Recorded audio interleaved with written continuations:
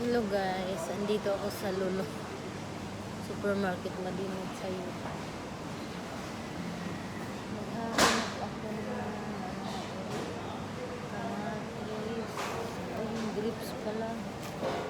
Kasi sinuwa. Ito.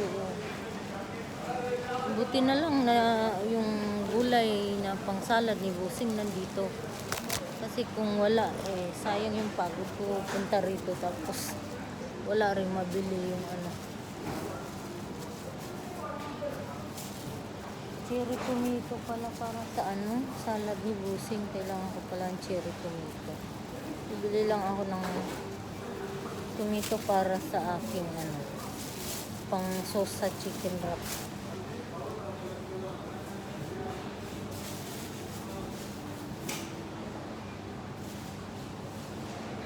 Ayan, dito ako sa gulayan.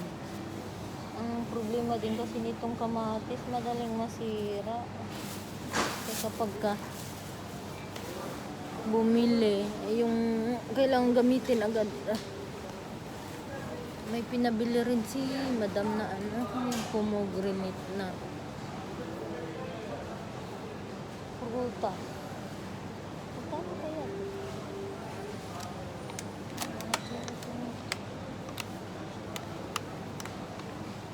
Para sa salad. Ito. Ayan.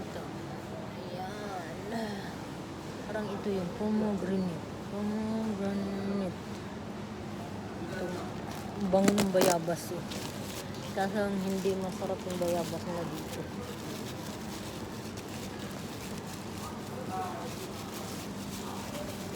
Ito ngayon nahanap ni madam na pomegranate. Kaso lang, ba't parang hilaw pa? Hindi pa siya hinuha.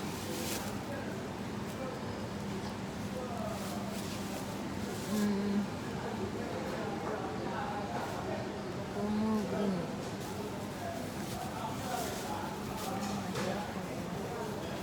Ay, apple. I need apple. Isang piraso na lang yung apple sa bahay. Parang masarap na apple dito. Parang mas masarap yung apple din sa kabila. May avocado sila. Yung grapes, bakit ganito? Masarap kaya. Mukhang ano, maasim. May durian. May durian nakarating dito. May durian.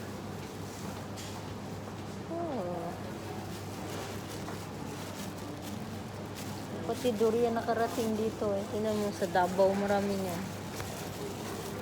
Mindanao. Parang bakit yung grapes nila parang hindi maganda. Sinuha kasi gusto ng grapes. Kasi lang gusto ko yung matamis mabili ko. Ito, bibili ang avocado para ano sa... Ay! Sira na. Ay! Ay! Sobrang bulok na. Yung pang ano sa...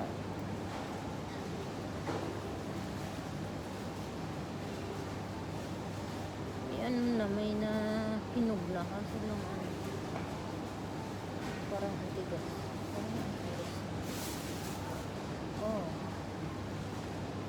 Parang ano, parang antigas ng balat mo.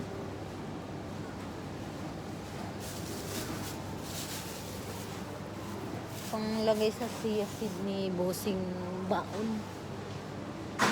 Yung chia seed, overnight na babad sa gatas, lagyan ng honey at avocado. Ano pa ba yung kailangan kong bilhin? Apple, grapes, kaso lang yung grapes